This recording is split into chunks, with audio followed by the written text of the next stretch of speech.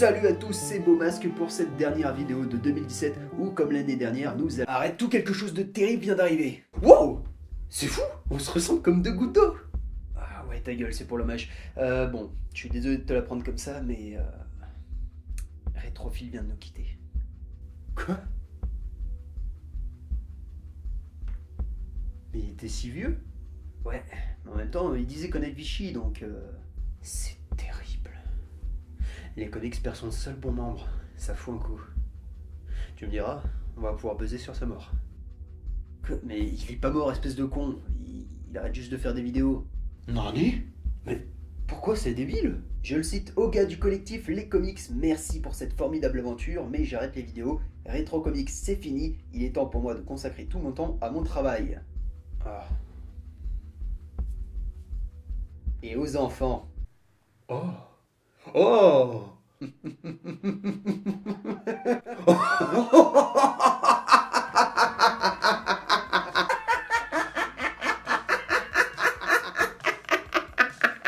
Ah le salaud. Bon vent amigo.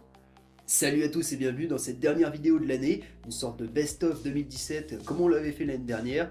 Donc ça va être un peu une sorte de bilan sous forme d'awards avec à la fin, pour conclure cette vidéo qui risque d'être assez longue, un petit message de ce qui nous attend sur la chaîne l'année prochaine. Quels étaient cette année les meilleurs comics Marvel, DC et Indé? Quel était le meilleur film? Quelle était la meilleure série télé? Selon moi, ça ne vous intéresse pas? Eh ben je vais quand même vous en parler. Allez, c'est parti. Parce que DC c'est Warner et les dessins animés Hanna-Barbera c'est Warner aussi. Fin 2016, mais je suis pas tout à fait sûr de la date, j'ai pas eu le temps de la vérifier. DC a lancé une gamme de comics Hanna-Barbera, mais revue par un ado de 15 ans. Du coup, on avait des comics comme Scooby-Doo Apocalypse ou Les Fous du Volant, mais sauce Mad Max. Du coup, on n'a pas été trop surpris de voir débarquer cet été des one-shots DC Comics versus Looney Tunes.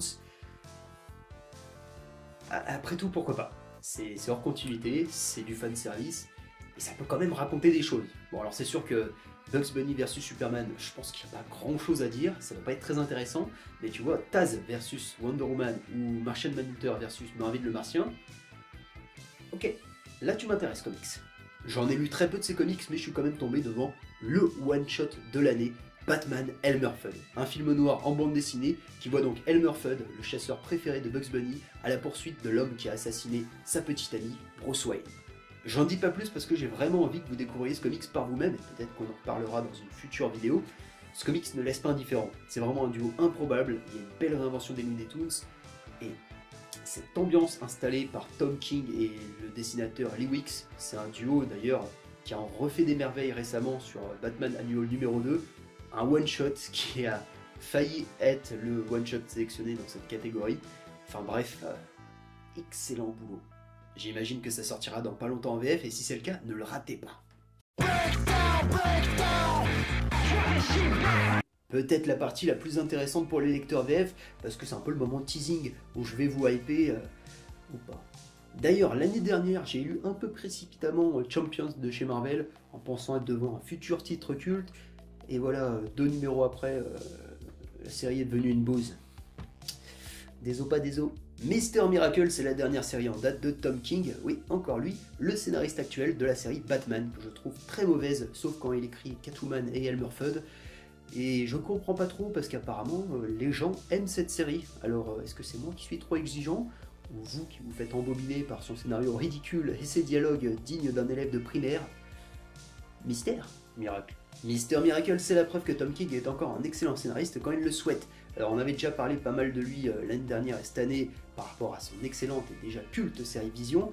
Cette année, il nous offre une série centrée sur le maître de l'évasion du 4e monde, le bébé de Jack Kirby. C'est pas le personnage le plus populaire de DC Comics, mais il a été remis un peu en avant récemment dans le dernier arc de la Justice League de Geoff Johns. Ouais, c'était lui avec le costume affreux, mais avec une classe folle et un background aux petits oignons. Biographie?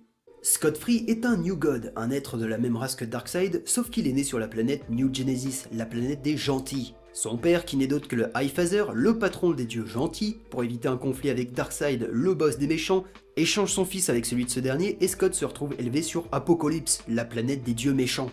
Ouais, c'est pas du tout manichéen comme histoire. Non seulement Scott est un survivant, un héros puissant, mais il est en plus un maître de l'évasion, plus balèze que Batman. Et pour la baston, il peut toujours compter sur sa copine Big Barda, une guerrière de Darkseid qui l'a séduit et fait basculer du côté lumineux de la force. Voilà, je viens de te faire la bio de Mister Miracle, normalement t'es un peu hypé, et note que j'aurais pu faire comme certains de mes confrères, une vidéo de 10 minutes où je te lis la page Wikipédia de Mister Miracle et faire un titre bien putaclic comme La vraie force de Mister Miracle.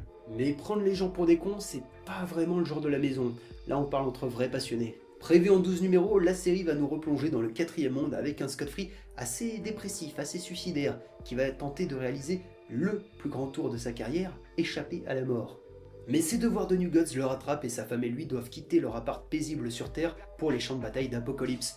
Bon, c'est un peu naze comme résumé, mais c'est un peu difficile de vendre Mister Miracle, sachant que c'est une série qui se base beaucoup sur sa narration, ses dessins, son ambiance et son univers assez peu connu. D'ailleurs, je vous avoue, j'ai les bases, mais j'ai assez peu lu sur le 4e monde, donc il y a sûrement pas mal de références que j'ai dû manquer. D'ailleurs, si c'est un univers qui vous est totalement inconnu, ça va être un peu difficile de vous plonger dedans, mais un peu comme La Vision, il te refait un peu une présentation des personnages, et voilà, tu peux t'en sortir. D'ailleurs, si vous avez aimé Vision, vous allez sûrement aimer ce comics parce qu'on retrouve un peu cette ambiance lourde, ces personnages mal dans leur peau, qui ont un vrai dilemme intérieur, sans jamais tomber non plus dans le comics émo. Et contrairement à Batman, où je pense qu'il parodie son propre style, la touche Tom King fonctionne ici. Ça renforce le côté étrange des New Gods, le mal-être de Scott Free, tout ça qui sont d'ailleurs bien illustrés par Mitch Gerads, qui est un dessinateur qui est excellent, Allez, hop, meilleur artiste 2017. Comme ça, Mitch Gerads, artiste 2017. Et Tom King, tu fais n'importe quoi sur Batman, mais... Non, on va pas déconner non plus. Non, si je dois faire une catégorie meilleur scénariste, voilà, c'est de l'impro là, c'est n'importe quoi. Jeff Lemire pour Royal City, pour Black Hammer et pour Descender. Bon, je sais plus ce qu'il a fait d'autre cette année, mais voilà. Jeff Lemire, allez hop, c'est fait. Je suis un peu fatigué, je sais plus où j'en étais, donc voilà, on va abréger. Mister Miracle, c'est génial, c'est un excellent début. Il faut le lire pour comprendre pourquoi c'est bien. Et ça va devenir culte. Allez, catégorie suivante. On en parle très peu du Silver Surfer de Slott et Allred, et pourtant, à l'instar du Thor d'Aaron, c'est un run qui date de Marvel No et qui a été excellent du début à la fin. La série vient de se terminer il y a quelques semaines, et ça a été quand même un gros pincement de cœur de voir cette équipe partir, parce qu'ils ont réussi à rendre le Surfer attachant, fascinant, et à redonner un coup de peps, expression de vieux, à l'univers cosmique Marvel via une approche à la Doctor Who qui s'est sentie même dans sa conclusion, mais je vais pas trop en dévoiler. J'espère que ce run va bien vieillir et devenir culte, et je vous avoue que j'hésite malgré tout mon retard à faire un accès comics sur ce run, parce que le personnage de Dawn le mérite, non? Bon, déjà, bonne nouvelle, DC Rebirth, c'est toujours aussi cool. Alors, j'ai abandonné quelques séries en cours de route, mais c'est quand même moins catastrophique que le New 52 un an après. Ouais, en fait, je suis en train d'y réfléchir et je vais peut-être me corriger. L'ensemble est bon, on va dire. C'est vrai que l'univers est plus ou moins stable. Les auteurs ont l'air d'avoir des plans sur le long terme. On a des connexions. Mais, contrairement au New 52, on n'a pas de séries vraiment ambitieuses qui vont marquer sur le long terme, j'ai l'impression. Prenez Wonder Woman de Zarello, l'Animal Man de Lemire, Dial H, je sais plus moi, Grayson ou Swamp Thing de Snyder par exemple. C'est des séries qu'on n'attendait pas trop, qui ont pris des risques et dont on se souvient encore aujourd'hui. Et voilà, j'ai pas l'impression que les auteurs osent des choses actuellement chez DC, à part peut-être Mister Miracle de Tom King. C'est mon impression en tout cas, après peut-être que je me trompe, et dans ce cas-là on en parle dans les commentaires. Bref, Deathstroke de Christopher Priest, c'est toujours ma série DC préférée, parce qu'enfin un scénariste a compris le potentiel de Slade Wilson, et ça fait plaisir. Sa narration et ses intrigues solides font qu'on ne s'ennuie jamais, il l'écrit d'ailleurs un peu comme une sorte d'anti-Batman, avec sa propre Bat Family, et toute la mythologie de Deathstroke, il s'en sert vachement bien. En plus, le personnage de Deathstroke a eu une belle évolution depuis le début de la série, et j'espère sincèrement que DC va pas annuler le titre plus tôt que prévu, qu'ils vont laisser Christopher Priest finir son run quand il le souhaitera, parce que voilà, Deathstroke, ça va être l'une des perles de cette ère Rebirth, assurément. Oh bah quelle surprise! Oh, mais en même temps, j'avais pas cité une autre série, hein. Déjà j'ai créé 2 catégories Marvel et DC pour parler d'une autre, sinon ça aurait été juste The Fix, le meilleur comics de l'année. Voilà, c'est The Fix, Il n'y a pas d'autres comics qui aujourd'hui me fait plus vibrer quand je le lis, quand il veut bien sortir, cependant. Parce que oui, on n'a pas eu beaucoup de numéros cette année, le numéro 10 a été maintes fois décalé, donc il devait sortir en juin, et pour diverses raisons, il est sorti au mois de décembre. La bonne grosse rage. Alors est-ce que c'est Steve Hilber qui a pris du retard sur ses dessins? Est-ce que c'est Nick Spencer qui a été retardé par Secret Empire puis a changé ses plans à la dernière minute? Est-ce que c'est la présence d'Isis qui a été jugée trop sensible à cette période? Je ne sais pas, je ne sais pas. J'espère ne plus jamais revivre ça. Surtout que Spencer et Hilber, ils n'étaient pas présents à la San Diego Comic Con. J'ai même pas pu les remercier et leur faire signer mes exemplaires. Et j'avais promis sur Twitter une vidéo à Noël spéciale The Fix. Mais voilà, entre le taf et mon logiciel de montage qui m'a lâché, j'ai dû repousser ça à plus tard. Mais bon, pour me faire pardonner, je vais vous faire participer à ce futur Before la VF. Pour participer, c'est simple, vous m'envoyez à mon adresse mail une vidéo en format paysage d'1 ou 2 secondes où vous jouez la surprise ou l'indignation. Alors, vraiment 1 ou 2 secondes, parce que je sais pas combien de vidéos je vais recevoir, faut pas non plus que la vidéo dure 3 heures. Allez, la Fix Mélie, vive The Fix et on continue. Alors est-ce une surprise? Eh ben non, pas du tout. On parle quand même de l'un des meilleurs films de l'année, l'une des meilleures adaptations de comics jamais réalisées. C'est un film qui a non seulement conclu parfaitement le parcours d'un personnage, mais qui a aussi prouvé, à l'instar du The Dark Knight de Nolan, qu'on pouvait faire d'excellents films de super-héros. Et c'est tout, ma phrase s'arrête là. Alors bien sûr, Jean-Kévin, le film il a des défauts, il n'est pas parfait, mais en même temps, quel film culte n'a pas de défauts? Logan, c'est un film touchant, marquant, voilà, marquant. Et un second visionnage d'ailleurs m'a fait réaliser à quel point il était bien mieux écrit et bien plus profond que je le pensais. C'est un ovni parmi les blockbusters Marvel et DC. Il a ce petit côté film indé qui apporte un vent de fraîcheur sur... Bon allez, fuck. Ça fait plaisir de voir un film qui en fait pas trop, quoi, qui est pas juste un blockbuster, qui travaille ses personnages, son histoire, son message, plutôt que voilà, les scènes d'action, avoir le maximum d'acteurs bankable, faire le gros blockbuster de l'été. Non, voilà, là on sent vraiment c'est un film personnel, qui a un sens, qui est vraiment le bébé du réalisateur et des acteurs, plutôt qu'une grosse production d'un grand producteur. D'ailleurs c'est dommage que la Fox n'ait pas profité de Logan pour conclure sa saga X-Men, pour ensuite peut-être amener un reboot de la saga, qui n'aurait jamais eu lieu vu que de toute façon Disney les aurait rachetés. Mais voilà, ça a été une vraie occasion manquée parce que voilà, Logan était la conclusion, non seulement de Logan, de Wolverine, mais de la saga X-Men. Logan, c'est vraiment le film comics du cru 2017, qui est, voilà, à mes yeux c'est un chef-d'œuvre, mais en même temps, maintenant que j'y pense, c'était pas très compliqué vu la concurrence. Du coup, doublement merci Logan d'avoir été l'un des films de l'année. Et on prie pour un film X23 les gars. Allez! Bon alors là j'ai plus beaucoup de batterie donc on va faire ça en off. On a de plus en plus de séries télé adaptées de comics et j'ai pas le temps de tout voir. J'ai pas commencé ou maté entièrement des nouveautés comme Happy, Runaways ou The Gifted, et même mes plaisirs coupables comme Arrow ou Riverdale, j'ai quelques épisodes de retard. Néanmoins, il y a 5 séries que j'ai suivies avec intérêt cette année. Les 2 premières, Defenders et Iron Fist, on ne va pas trop en parler car elles sont juste sympas, décevantes, mais ça se laissait mater et ce serait insulter les 3 autres que de leur consacrer plus de temps. Et ces 3 séries, ce sont Légion, diffusée sur FX, Preacher sur AMC et Punisher sur Netflix. Preacher, je l'avais élu meilleure série télé 2016, mais elle n'aura pas ce titre cette année parce que... La série est toujours excellente, une réal impeccable, des combats aux petits oignons et un humour toujours parfait, mais je suis moins convaincu par la narration.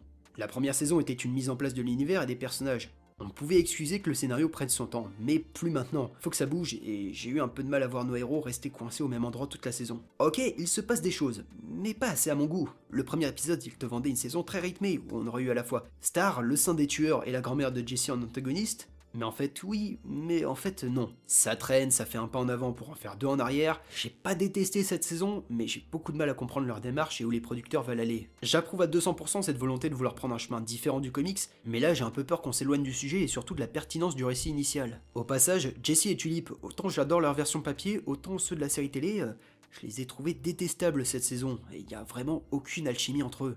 Légion maintenant, j'étais persuadé que ce serait ma série préférée de l'année, ça renouvelait parfaitement l'univers mutant comme l'avait fait quelques semaines plus tôt Logan, avec une réale juste hallucinante, très créative, et les gens derrière étaient pas n'importe qui. Vraiment j'en garde un très bon souvenir, mais je crois que la scène post-générique du dernier épisode a été fatale. Ceux qui ont maté la série comprendront, c'est juste dommage, c'est un délire que j'ai pas du tout suivi et j'ai vraiment peur pour la saison 2. Du coup, ma série télé 2017, c'est bien sûr Punisher, un personnage que j'apprécie pas trop en temps normal, mais c'est aussi à ça qu'on reconnaît une bonne adaptation. Ça ne m'a pas donné envie de lire des comics Punisher, mais j'ai vraiment hâte de revoir le personnage sur petit ou grand écran, parce que John Bertal est plus qu'un acteur qui joue le Punisher. C'est cliché ce que je vais dire, mais c'est le Punisher. La série a la bonne idée de multiplier les intrigues et de bien développer ses personnages pour éviter le syndrome du 7ème épisode. Cet épisode qui apporte un énorme twist dans la série, mais marque aussi une seconde partie bien moins inspirée. Ici, la série s'avère solide du début à la fin, et elle aborde des thèmes assez forts et controversés aux États-Unis, mais sans jamais encourager les actions de Frank Castle. En plus, pour une série sans trop de moyens, on a de vraies bonnes idées, que ce soit dans la mise en scène des combats que la narration. Coucou l'épisode de l'hôtel. Il y a un peu une ambiance western qui se dégage de cette série, avec des personnages forts et intéressants, et si on devine les grandes lignes du scénario, t'as quand même pas mal de surprises. Gros travail d'écriture, de jeu d'acteurs et de réal, Punisher est au niveau si ce n'est supérieur à la série Daredevil. Et j'ai vraiment hâte de voir ce que nous réservera le personnage dans le futur. Peut-être une guerre avec un certain russe ou une famille italienne. Hé, nouveau décor! Celui du Boba Passion Comics, normalement si vous suivez un peu la chaîne, vous connaissez. Voilà, j'ai eu un problème de batterie, donc je me retrouve à retourner cette conclusion de vidéo. Génial, n'est-ce pas? Bref, la partie Awards, c'est bon, c'est terminé, j'espère que ça vous a plu, n'hésitez pas à faire votre propre classement dans les commentaires. Et maintenant on va aborder donc la seconde partie de cette vidéo, le bilan de l'année 2017 de la chaîne, et aussi ce qui vous attend l'année prochaine. Alors je sais que ça vous intéresse pas spécialement, la vidéo en plus commence à être assez longue, c'est pour ça que je divise cette vidéo en deux. Si ça ne vous intéresse pas, dans ce cas-là, je vous souhaite de bonnes fêtes, une bonne année 2018, et des bisous, on se retrouve pour une prochaine vidéo, et les autres, on se retrouve tout de suite donc dans la seconde partie de... voilà, j'ai déjà dit ce que ce sera. Allez, ciao.